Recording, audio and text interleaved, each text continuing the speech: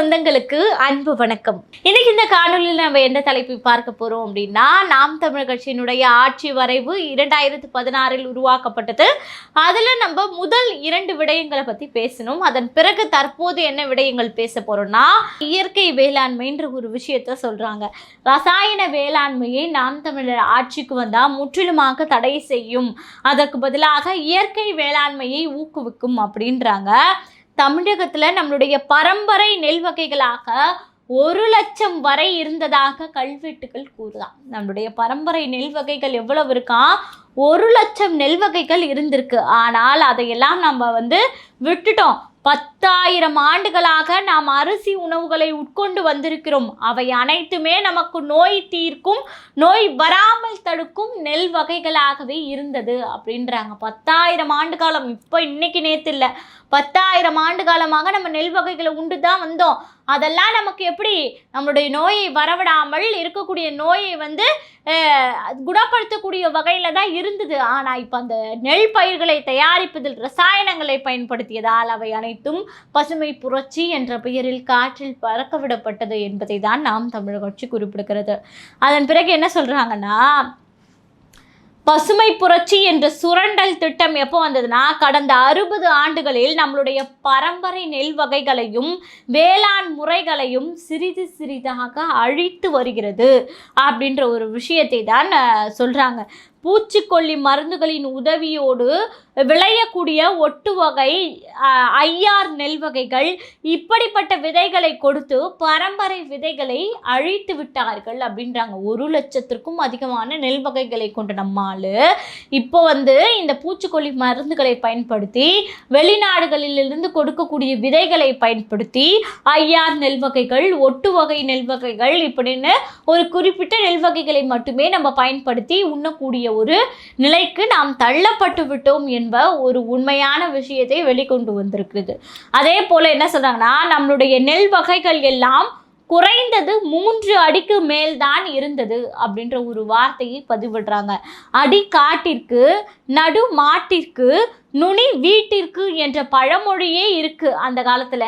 அடிக்காட்டிற்கு, நடு மாட்டிற்கு, நுனி வீட்டிற்கு என்ற பழமொழி அப்போவே இருந்திருக்கு அப்படின்றத சொல்றாங்க. அதாவது என்ன சொல்றாங்கன்னா, கதிர்கள் எல்லாமே பார்த்தீங்கன்னா வீட்டிற்கும், அதே போல் நடுவில் உள்ள பகுதி மாட்டிற்கு வைக்கோலாகவும், அதே போல் பார்த்தீங்கன்னா அடியில் உள்ள பகுதி கழனிக்கே உரமாகவும் பயன்படுத்தி தான் நம்மளுடைய பயிர்கள் பார்த்தீங்கன்னா வெள்ளத்தையும் பல வறட்சியையும் தாங்கிக் கொள்ளக்கூடிய வகைகளாக அந்த பயிர் வகைகள் வளர்ந்தன. அதாவது இப்போ இருக்கக்கூடிய இந்த பயிர் வகைகள்லாம் மொத்தமாகவே ஒரு அடி தான் இருக்கே. அப்போ இந்த நுனி, நடு, அடின்ற அந்த விஷயங்களே மாறிவிட்டது அப்படின்ற ஒரு விஷயத்தை தான் பதிவிடுறாங்க. ஆகவே இந்த வளர்ச்சி 3 அடி வளர்ச்சி இருந்த இந்த பயிரானது எல்லா வெள்ளம், அதாவது பார்த்திங்கன்னா இருக்கக்கூடிய புயல் எல்லாத்தையுமே தாங்கி மிகவும் செழுமையானதாக உயிர்ப்புடன் இருந்தது. ஆனால் இந்த 1 அடி பயிர்கள் இந்த பூச்சிக்கொல்லி மருந்துகளை உட்கொண்டு உடனே ஒரு காற்று அடித்தாலே அனைத்துமே நாசமாக போகக்கூடிய நிலைக்கு தள்ளப்பட்டிருக்கு அப்படின்றதை வெளிக்கொண்டு வந்திருக்கிறார்கள். அதே மாதிரி என்ன சொல்கிறாங்கன்னா, ஐயா பெருங்குடியோ நம்மாழ்வார் சொன்னது போல் நாங்கள் வேளாண்மையை முன்கொண்டு வருவோம் அப்படின்றது தான் நாம் தமிழர் கட்சியினுடைய ஆட்சி வரைவாக இருக்குது. அதாவது என்ன சொல்கிறாங்கன்னா, 126 அழிந்து போன அந்த பரம்பரை நெல்களை தன்னார்வல உழவர்கள் மூலமாக நாங்கள் மீட்டெடுத்திருக்கோம் அப்படின்ற ஒரு விஷயத்தையும் நாம் தமிழர் கட்சி பதிவிடுது. அதே போல் கைவிர சம்பா உள்ளிட்ட 126 நெல் வகைகளும் தமிழ் தேசியம் ஆட்சிக்கு வந்தால் தமிழ் தேசிய ஆட்சியினுடைய என்ன சொல்கிறாங்க, மறைக்கப்பட்ட பரம்பரை நெல் வகைகளை மீட்டெடுப்பதற்கான ஒரு முழு முயற்சியை செய்யும் அப்படின்றதையும் நிச்சயமாக பதிவிடுறாங்க. அது மட்டுமல்ல, இந்த பரம்பரை நெல் விதைகளை பயிரிடுவோருக்கு அரசு தரப்பில் இருக்கக்கூடிய அனைத்து நிதி உதவி, அவர்களுக்கு அந்த பயிர் செய்வதற்கான அந்த இயற்கையான உரங்கள் வழங்குவது, அது மட்டுமல்லாமல் இந்த பயிரிடுவோருக்கு அரசாங்க வேலை உட்பட அனைத்து தளங்களையும் நாம் தமிழர் ஆட்சிக்கு வந்தால் இந்த பரம்பரை நெல் வகைகளை மீட்டெடுப்பதோடு மட்டுமல்லாமல் இந்த உழவர்களின் வாழ்க்கையையும் மேம்படுத்தும் என்பதை உறுதியளிக்கிறது அப்படின்னே சொல்லலாம். அதன் பிறகு என்ன ஒரு விடயம் பேசுகிறாங்கன்னா, நிலமும் வளமும் சார்ந்த தொழில்கள் அப்படின்ற ஒரு தலைப்பில் பேசுகிறாங்க. வேலை வாய்ப்பு எந்த அளவுக்கு அவங்க கொடுக்க போகிறாங்க, நாம் தமிழர் கட்சி ஆட்சிக்கு வந்தால் வேலை வாய்ப்பை எந்த அளவுக்கு கொடுக்கும் என்ற விஷயங்களை சொல்லுது. என்ன சொல்லுதுன்னா, ஆடு மாடுகளை வளர்ப்பது அப்படின்றது அவமானம் இல்லை, அது வருமானம் வெகுமானம் மிக்க அரசு பணி என்பதை நாம் தமிழர் கட்சி தன்னுடைய முதல் 2 வரிகளிலே தெளிவுபடுத்துகிறது. மாடு மேய்ப்பவர்களுக்கு அரசு வேலையை உறுதியாக தருவோம் என்பதை இந்த 2 வரிகளிலே மெய்ப்பித்து விட்டது. சரி, எப்படி இந்த பணிகளை சிறக்கச் செய்யும் என்பதையும் சில உதாரணங்களோடு தெரிவித்திருக்கிறது. என்னன்னா, ஒவ்வொரு மாவட்டத்திலும் ஏறத்தாழ 1000 ஏக்கருக்கு மேலே பார்த்தீங்கன்னா ஒரு தகுந்த ஒரு இடம் தேர்வு செய்யப்பட்டு ஆங்காங்கே புதிதாக கால்நடைகள் மேம்பாட்டு பண்ணைகள் அமைத்து தரப்படும் அப்படின்ற ஒரு விஷயத்தை குறிப்பாக பயன்படுத்துது. அதே போல் நம்மளுடைய பரம்பரை நாட்டு மாடு ஆடு இவைகளை தான் நாங்கள் வளர்ப்போம், ஜெர்சி மாடுகளை நாம் தமிழர் ஆட்சிக்கு வந்தால் முற்றிலுமாக தடை செய்யும் என்ற விஷயத்தை பதிவிட்டிருக்காங்க.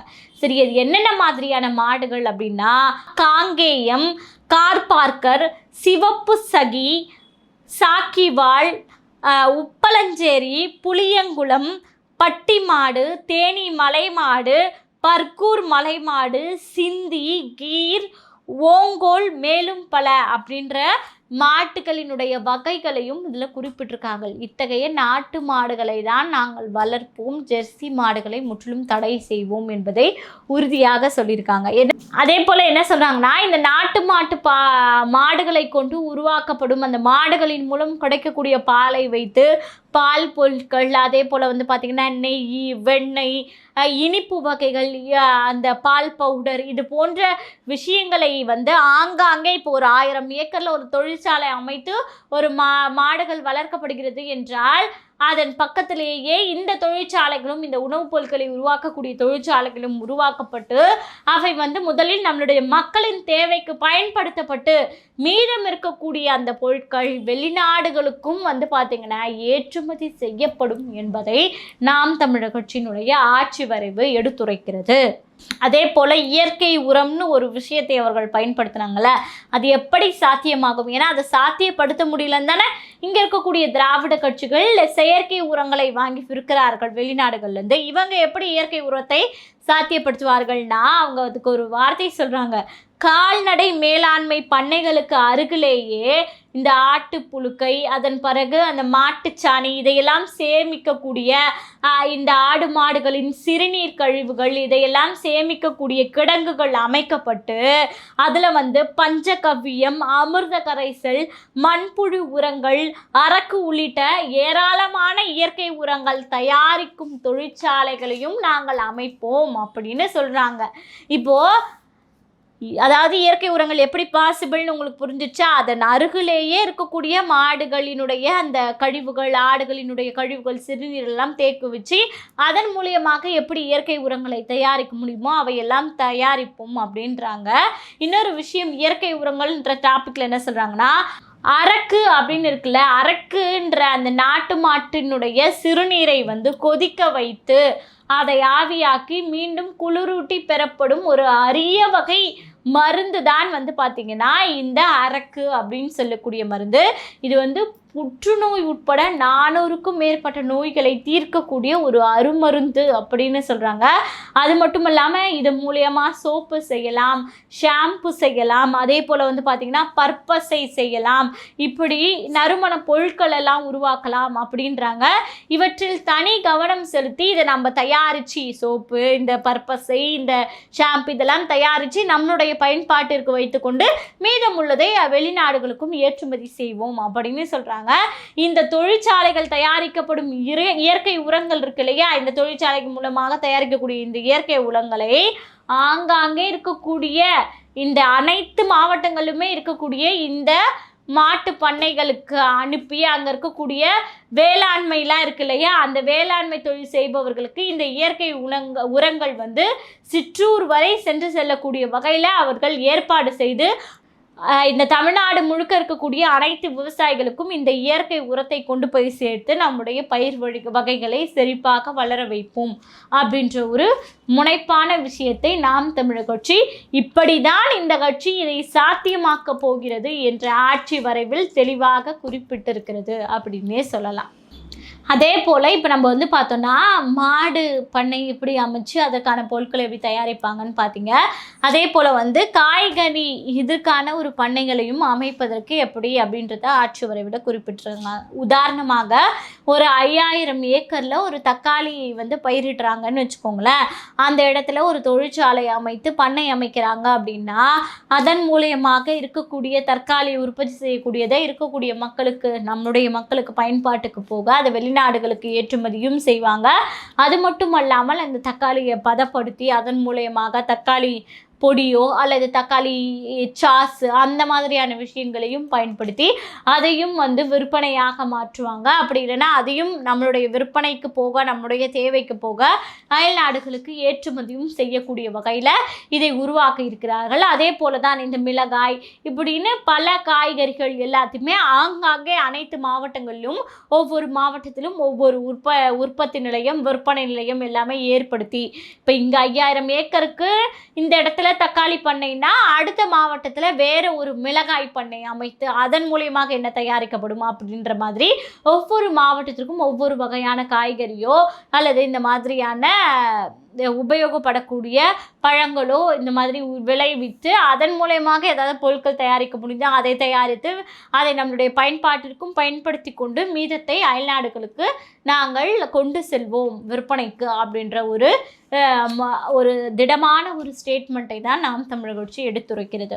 அதுபோல் கடலை எண்ணெய் தொழிற்சாலை அப்படின்றாங்க. அந்த மானாவாரி நிலம் நம்ம ஒரு விஷயத்தை பார்த்தோம்ல, இருக்கக்கூடிய அந்த நிலத்தில் 40% தான் வந்து இந்த கரும்பு இந்த பயிர் இதெல்லாம் பயன்படுத்துவதற்கு உதவுது. அது மட்டும் இல்லாமல் இருக்கக்கூடிய 60 விழுக்காடு மானாவாரி நிலம்னு சொன்னோம் இல்லையா, அந்த மானாவாரி நிலங்களை அரசு இடங்களாக தேர்வு செய்யப்பட்டு ஒரு 5000 ஏக்கரில் வந்து பண்ணைகள் அமைக்கப்படும் அப்படின்றாங்க.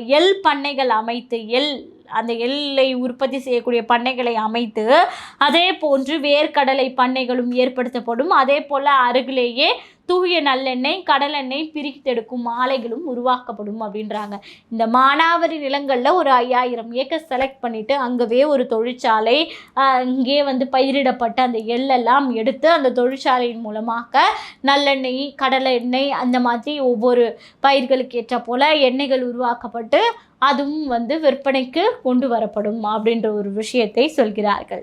அதே போல் வந்து பார்த்திங்கன்னா இளநீர் நுங்கு பதநீர் கம்பு கேழ்வரகு கூழ் இயற்கை நெல் சிறுதானியங்கள் மூலிகை பொருட்கள் பாரம்பரிய உணவு முறைகள் மண் பாத்திரங்கள் இதெல்லாம் வந்து பார்த்திங்கன்னா மிகவும் அவசியமான ஒன்று.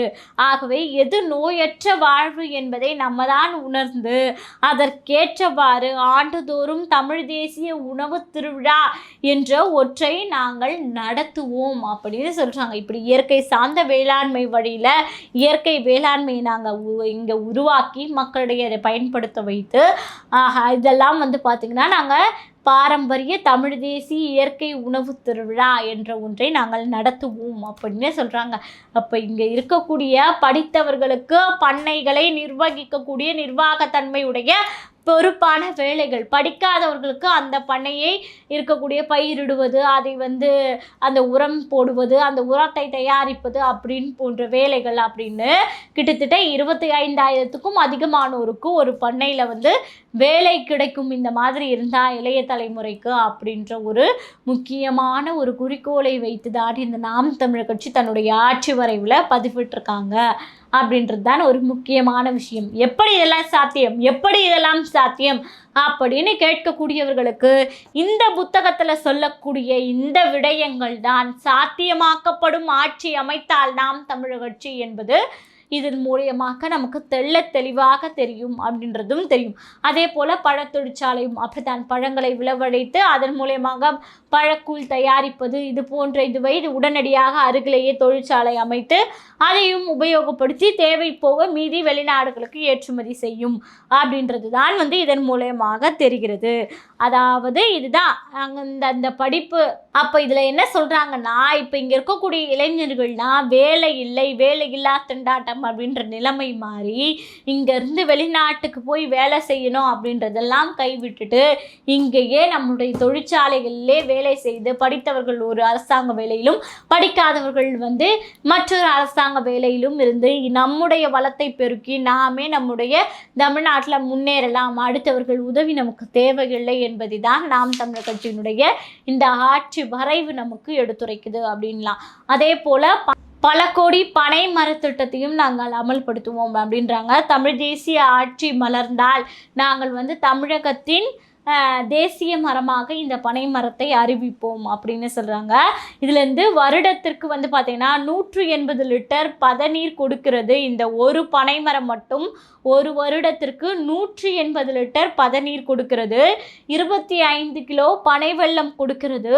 16 கிலோ தும்பு, 25 கிலோ பார்த்திங்கன்னா ஈக்கு, 10 கிலோ விறகு, 10 கிலோ ஓலை, 20 கிலோ நார் ஆகியவற்றை வாரி கொடுக்கிறது அப்படின்றாங்க. வெறும் ஒரு பனை மரம் மட்டும் இவ்வளவு கிலோ பொருட்களை ஒரு வருடத்திற்கு நமக்கு பயன்பாட்டிற்கு கொடுக்கிறது அப்படின்னு சொல்கிறாங்க. ஆகையால் இருக்கக்கூடிய இந்த பனை மரங்களை பாதுகாப்பது, புதிய பனை விதைகளை பல கோடி பனை விதைகளை நட்டு வளர்த்தெடுப்பது, இதையெல்லாம் நாங்கள் ஊக்குவித்து வகுத்தெடுத்து நெறிமுறைகளை பின்பற்றி உருவாக்குவோம் என்று நாம் தமிழர் கட்சி சொல்லுகிறது. ஊர்தோறும் இருக்கும் நீர்நிலைகளை சுற்றி பனை மரங்களை ஏராளமாக நட்டு வளர்க்க வேண்டிய நடவடிக்கைகளை நாங்கள் எடுப்போன்றாங்க. சாதாரணமாக இல்லை இருக்கக்கூடிய நீர்நிலைகள்லாம் இருக்குல்ல, அதெல்லாம் சுற்றி முழுக்க பனை மரங்களை நட்டு நாங்கள் அதை வளர்த்து அதன் மீது இருக்கக்கூடிய பலன்களை மக்களுக்கு கொண்டு போய் சேர்ப்போம் அப்படின்ற ஒரு பிரதான ஒரு விஷயத்தை நாம் தமிழர் கட்சி முன்வைக்கிறது.